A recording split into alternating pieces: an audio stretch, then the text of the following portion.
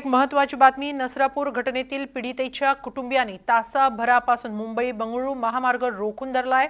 नवले पूल इथं कुटुंबियांसह ग्रामस्थांनी रास्ता रोको आंदोलन सुरू केलंय। नसरापूरच्या घटनेला 24 तास उलटूनही बाल हक्क आयोगानं दखल न घेतल्यानं पुन्हा एकदा कुटुंबीय आक्रमक झाले। मुख्यमंत्री देवेंद्र फडणवीस घटनास्थळी येत नाहीत तोवर आंदोलन सुरू ठेवण्याची भूमिका आंदोलकांनी घेतलेली आहे। या आंदोलनामुळे वाहतुकीला मोठा फटका बसलेला आहे। लांबच लांब रांगा लागलेल्या आहेत वाहनांच्या। तर पीडितेच्या कुटुंबियांसह ग्रामस्थांनीही आक्रमक भूमिका घेतलेली आहे।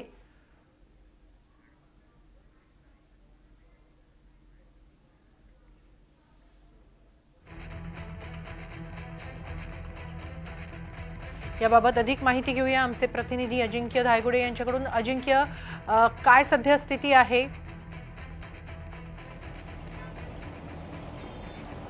हेमाली, या घटनेला जे नसरापूरमध्ये चिमुकलीचा अत्याचार करून खून करण्यात आला, या घटनेला 24 तास उलटलेले आहेत, मात्र बाल हक्क आयोगाने याची दखल देखील घेतलेली नाही। खरं तर बाल हक्क आयोगाला काही नातेवाईकांनी फोन केला, मात्र बाल हक्क आयोगाला ही घटनाच माहीत नाही हे समजल्यानंतर पुन्हा एकदा नातेवाईक संतप्त झाले आणि त्यांनी पुण्यातील नवले ब्रिज परिसरात सध्या रास्ता रोको केलेला आहे। आणि मी टॉप अँगल्स ही सगळी वरून आपल्याला दृश्य दाखवतोय की जी समोर छोटी ॲम्ब्युलन्स दिसते, त्या ॲम्ब्युलन्समध्ये त्या चिमुकलीचा मृतदेह आहे आणि या हायवेलाच मृतदेह ठेवून या ठिकाणी नातेवाईकांनी नसरापूर पंचक्रोशीतील ग्रामस्थांनी या ठिकाणी ठिय्या आंदोलन सुरू केलेलं आहे। खरं तर पुणे पोलीस दलातील सगळे वरिष्ठ अधिकारी जे आहेत ते आता या ठिकाणी दाखल झालेले आहेत, नातेवाईकांशी आणि या सगळ्या ग्रामस्थांशी बोलण्याचा हे सगळे प्रयत्न करत आहेत। सध्या आपण जर पाहिलं तर ही सध्या दृश्य आहेत, ही दृश्य सध्या नवले ब्रिज परिसर ते वडगाव ब्रिज परिसरातील ही सगळी दृश्य आहेत। आणि दुपारी मुख्यमंत्री देवेंद्र फडणवीस यांनी या सगळ्या नातेवाईकांशी फोनद्वारे संवाद साधला होता। खरं तर उपमुख्यमंत्री सुनेत्रा पवार यांनी देखील या सगळ्या नातेवाईकांची भेट घेतली होती, मात्र तरी देखील या आरोपीला आमच्या ताब्यात द्या, या आरोपीचा एन्काउंटर करा, जोपर्यंत या आरोपीचा सोक्ष मोक्ष लावत नाही तोपर्यंत आम्ही या ठिकाणावरून हलणार नसल्याची सध्या भूमिका जी आहे ती या संतप्त नातेवाईकांनी घेतलेली आहे। जे मुंबईला जाणारा, पुण्यातून मुंबईला जाणारा महामार्ग आहे आणि पुण्यातून सातारला जाणारा जो महामार्ग आहे, दोन्ही बाजूची वाहतूक जी आहे ती या नातेवाईकांनी सध्या थांबवून ठेवलेली आहे। आपण दृश्यांमध्ये पाहतोय की एका बाजूला अर्धे नातेवाईक बसलेले आहेत तर दुसऱ्या बाजूला अर्धे नातेवाईक ठिय्या मांडून बसलेले आहेत। खरं तर ज्यावेळी हे आंदोलन सुरू केलं गेलं तेव्हा अतिशय कमी या ठिकाणी गर्दी होती, मात्र जशी जशी ही माहिती नातेवाईकांपर्यंत ग्रामस्थांपर्यंत जाते तसे तसे या ठिकाणी आता गर्दी व्हायला सुरुवात झालेलीच आपल्याला चित्र पाहायला मिळते। खरं तर या सगळ्या आंदोलनाची दखल घेऊन पुणे पोलीस दलातील सगळे DCP, पोलीस उपायुक्त दर्जाचे सगळे अधिकारी जे आहेत ते या ठिकाणी दाखल झालेले आहेत। स्थानिक नेतेमध्ये भाजपचे पदाधिकारी असतील, राष्ट्रवादीचे असतील, काँग्रेसचे असतील, शिवसेनेचे असतील, सर्व पक्षांचे स्थानिक पदाधिकारी, पुण्यातील नेते जे आहेत ते आता या ठिकाणी आलेले आहेत। आणि या सगळ्या नातेवाईक असतील किंवा जे नसरापूरचे ग्रामस्थ आहेत यांची मनधरणी करण्याची आणि हा महामार्ग चालू करण्याचा सध्या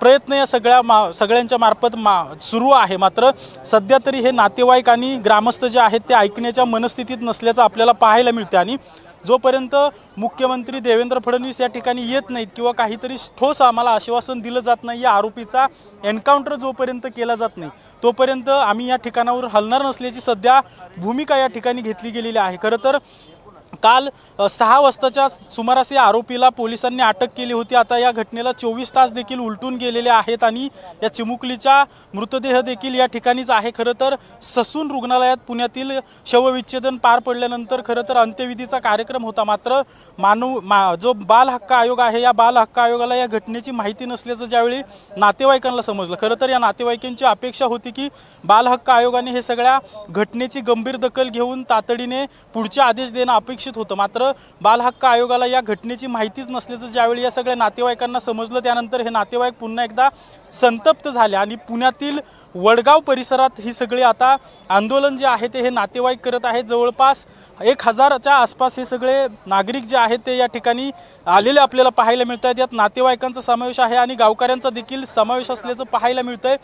पोलिसांचा बंदोबस्त या ठिकाणी तगडा लावण्यात आल्याचं देखील पाहायला मिळतं। या नवले ब्रिज परिसराला सध्या पोलीस छावणीचं स्वरूप आल्याचं आता आपल्याला पाहायला मिळतं आणि सातत्याने पोलीस जे आहेत, विशेषतः जे वरिष्ठ पोलीस अधिकारी आहेत, या नातेवाईकांना समजवण्याचा, या नातेवाईकांची मनधरणी करण्याचा सध्या प्रयत्न करत असल्याचं आपल्याला पाहायला मिळते। आणि गेल्या 1 तासापेक्षा अधिक वेळेपासून हा सगळा महामार्ग जो आहे तो थांबवून ठेवलेला आहे। आता पाहावं लागेल की या नातेवाईकांची कशाप्रकारे, या नातेवाईकांना नेत्यांकडून किंवा प्रशासनाकडून कशाप्रकारे आश्वासित केलं जाते आणि कधीपर्यंत हा महामार्ग रोखला जातोय आणि कधी हा महामार्ग चालू होतोय हे पाहणं महत्त्वाचं असणार आहे। कारण की मोठ्या प्रमाणात हा राष्ट्रीय महामार्ग आहे आणि मुंबईवरून, पुण्यावरून पुढे सातारा, कराड, सांगली आणि कोल्हापूरला या प्रवासी जे आहेत ते ये जा करत असतात या मार्गावरून। आणि सध्याचं हे चित्र आपण पाहतोय, 1 तासापासून ही सगळी वाहतूक जी आहे ती थांबवून ठेवलेली आहे।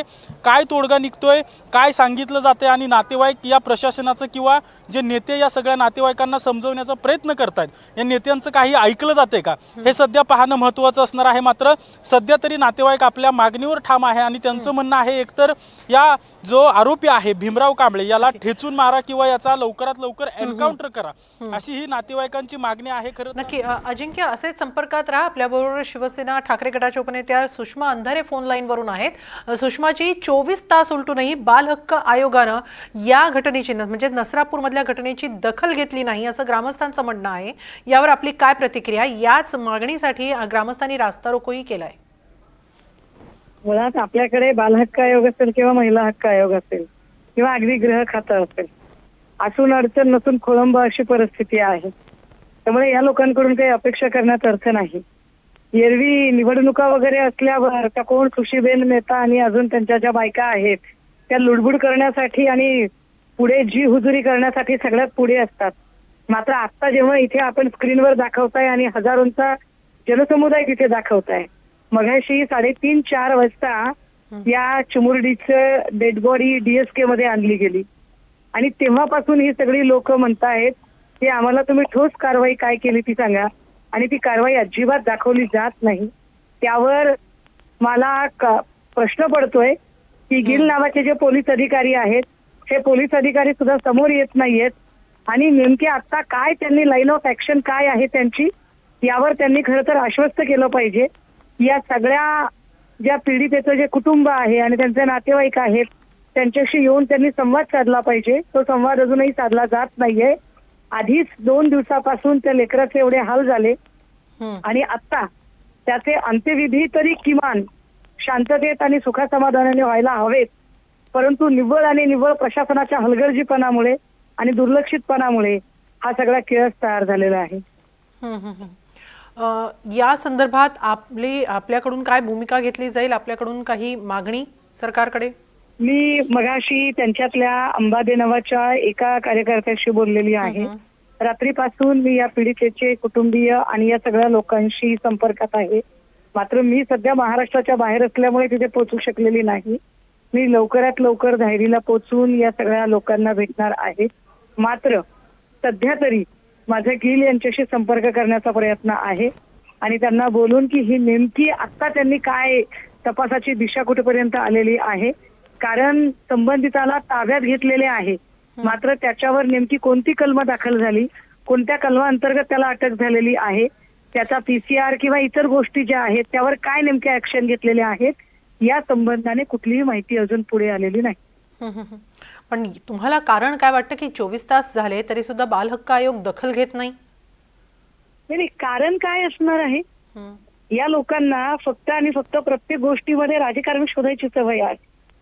ज्या सुशीबेन मेहतांना लोकसभेच्या इलेक्शनच्या वेळेला रामदास तडसांच्या सुनेचं म्हणजे जी स्तनदा माता आहे त्या स्तनदा मातेचं बाळ हे तिच्यासोबत कसं काय म्हणून अगदी तातडीने नोटीस काढायचं शहाणपण सुचलं होतं, त्या बाई आता नेमक्या कोणत्या बिळात बसलेल्या आहेत? एका 4 वर्षाच्या लेकरासोबत हे सगळं होतं। पुण्यातल्या कितीतरी अशा आया आहेत की ज्या वर्किंग वुमन आहेत, ज्या घरेलू कामगार महिला आहेत आणि ज्यांना आपली छोटी बाळं घरी सोडून जावी लागतात, त्या प्रत्येकाच्या मनात या घटनेने धास्ती निर्माण होईल की आपल्या लेकराला आपण एकाकी सोडावं की नाही सोडावं। त्यामुळे हा सगळा जो गलिच्छपणा आहे आणि शासनाचा नाकर्तेपणा आहे, मी कालही म्हटलं होतं की आपण गृहमंत्र्यांचे राजीनामे अजिबात मागू नयेत, कारण गृहमंत्री राजीनामा देणार नाही। गृहमंत्र्यांना या सगळ्या गोष्टींपेक्षा खुर्ची जास्त प्यारी आहे आणि या लोकांना न्याय देणं, आश्वस्त देणं, दिलासा देणं या सगळ्या गोष्टींपेक्षा सुद्धा मी मोठा इन्फ्रामॅन का तू मोठा इन्फ्रामॅन, मी मोठा चाणक्य की तू मोठा चाणक्य, हे सगळं करण्यामध्ये त्यांना जास्त स्वतःला धन्यता वाटत आहे. अशा छोट्या पोरी किती मेल्या आणि किती खराब झाल्या आणि किती कळ्या उमलल्या आधी कुस्करल्या, सरकारला काय फरक पडतो त्याचा? खरं म्हणजे दुपारच्या सुमारास मुख्यमंत्र्यांचं बोलणं उपमुख्यमंत्री सुनेत्रा पवार यांनी गावकऱ्यांशी करून दिलं होतं. त्यावेळी मुख्यमंत्र्यांनी म्हटलं होतं प्रकरण फास्ट ट्रॅक कोर्टात चालवलं जाईल याचं 100% आश्वासन मी देतो. या प्रकारावर आपली काय प्रतिक्रिया? म्हणजे बोलणं त्यांचं झालं होतं का इतका वेळ का लागावा तुम्हाला बोलायला करायला? त्या बालकल्याण हक्क मंत्री कुठे आहेत? त्या किती ग बाई मी हुशारवाल्या आदिती तटकरे कोणत्या बिळात लपलेले आहेत? त्यांच्या मतदारसंघापासून किती अंतरावर घडलेली आहे ही घटना? आदिती तटकरे अजूनही पुढे का आल्या नाहीत? राज्याच्या पहिल्या महिला उपमुख्यमंत्री असणाऱ्या सुनेत्रा पवार आपल्या पक्षात ज्यांना खातं मिळालेलं आहे महिला बालकल्याण हक्क, त्या मंत्र्यांना याचा जाब विचारतील का? आदिती तटकरेंचं काम नाही का तिथे येऊन भेटायचं? आता जर दुसरा कुठला मुख्यमंत्र्यांचा कार्यक्रम असता तर सगळ्यात पुढे सलामी द्यायला त्याच आदिती तटकरे पुढे आल्या असत्या. कुठे गेलात आदिती तटकरे? काय करतायत? का मुख्यमंत्र्यांना वेळ लागतो? फोनवर बोलायलाही तुम्हाला वेळ लागतो? याच ठिकाणी जर काही हिंदू मुस्लिम अशी गोष्ट असती तर हे सगळे जगताप विखे राणे सगळे अगदी डोक्याला गुंडाळून इथं आले असते. कुठे आहेत त्या सगळ्या चित्रविचित्र बायका?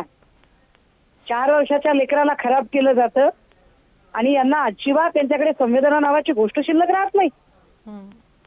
आणि काही बोलायला गेलं की ह्याच्यात राजकारण आणू नका, त्याच्यात राजकारण आणू नका. जर एवढी भीती वाटते तर सत्तेवर बसता कशाला? खुर्च्या खाली करा. लहान लेकराची सुद्धा जर तुम्हाला सुरक्षितता जपता येत नाही तर आदिती तटकरे सारख्या बाईंनी नाव घेऊ नये की मी बालकल्याण हक्क मंत्री आहे म्हणून. फक्त लाडक्या बहिणींचे पैसे पडले की तेवढंच सांगायला यायला जमतं का त्यांना? एरवी महिला आणि लेकरांवरच्या अत्याचारावर कुठे गायब असतात त्या? नक्की. धन्यवाद सुषमाजी, NDTV मराठीवर आपली ही प्रतिक्रिया दिल्याबद्दल आणि हा संवाद साधल्याबद्दल. सध्या आपण जी दृश्य पाहतो आहोत ती पुणे बंगळुरू महामार्गावरची आहे. तिथं नसरापूरमधील ग्रामस्थांनी पीडितेच्या कुटुंबियांसह रास्ता रोको आंदोलन केलेलं आहे. 24 तास उलटून गेले तरी सुद्धा बाल हक्क आयोगानं या घटनेची दखल घेतली नाही, पीडितेच्या कुटुंबियांशी संवाद साधला नाही आणि त्यावरूनच आता ग्रामस्थांनी हा रास्ता रोको केलेला आहे. जोपर्यंत बाल हक्क आयोग इथं बोलत नाही तोपर्यंत आपण रास्ता रोको सुरूच ठेवणार असा निर्धार त्यांनी केलेला आहे. शिवाय चिमुकलीचा मृतदेह ज्या ॲम्ब्युलन्समध्ये आहे ती ॲम्ब्युलन्ससुद्धा इथं आणून उभी करण्यात आलेली आहे.